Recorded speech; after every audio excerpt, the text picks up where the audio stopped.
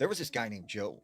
Now, Joe said when he was younger in the 80s, he took a job working for the US Forestry Department. And he said basically he had this assignment where he would go into the Appalachian Mountains to this campsite and he would cut down trees. So he flies into Chattanooga with like two other guys, and they are waiting for this other guy named Rick, who is like the foreman of this campsite, to pick them up. So Rick shows up.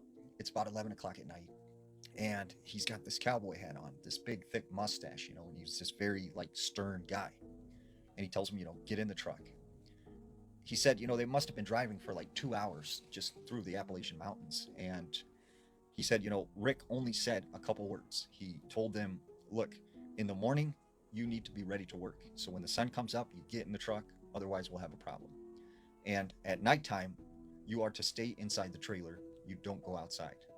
If you follow those rules, you'll be all right.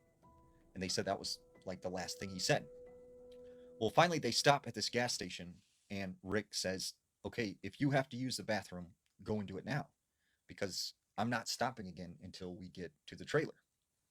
And they said, okay, like that's kind of weird, but all right. So they get out, they use the bathroom, they get back in the truck. Well, he said, they turn down some back mountain roads and they get on this dirt road that takes them like straight through the woods. And he said, as they got onto this road, Rick locks the doors. And he said, the other guy that was with him was like, hey, I hate to do this, but I have to use the bathroom. And he's like, no, no, no, no, I can't stop. And he's like, but seriously, man, I need you to stop. Like, I got to use the bathroom. And he kept, arguing with Rick. So Rick says, okay, I'm going to stop. And when I stop, you do as I say.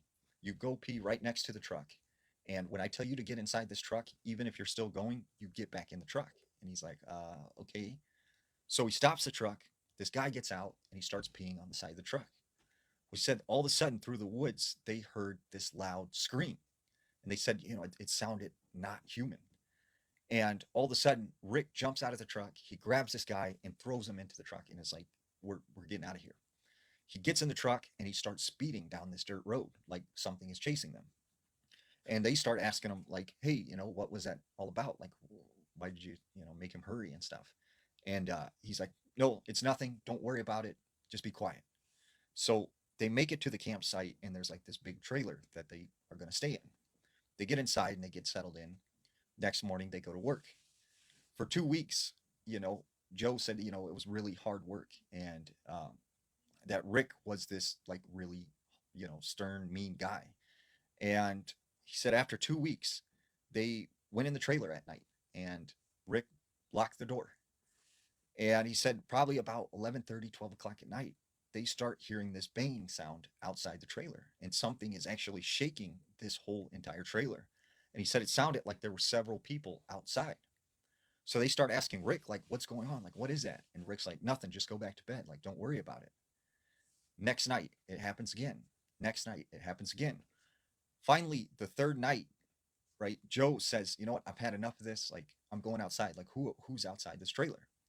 So he opens the trailer door and he said when he looked outside, to his amazement, there was a naked man on all fours. And he said his skin looked like it was hanging off of him. And he had these bright yellow eyes. And he said this thing was just like letting out these growls or these screams. And he said this thing just walked backwards into the woods and then took off.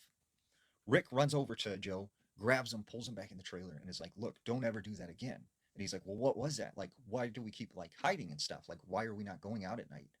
And he says, look, there are things in these woods, and I don't want to talk about it because the more you talk about it, the more bad things happen. And he said, as long as you stay in this trailer at night and you lock the door, we'll be fine. And so Joe worked there for like 3 more weeks and then he left and he said he would never go back there again.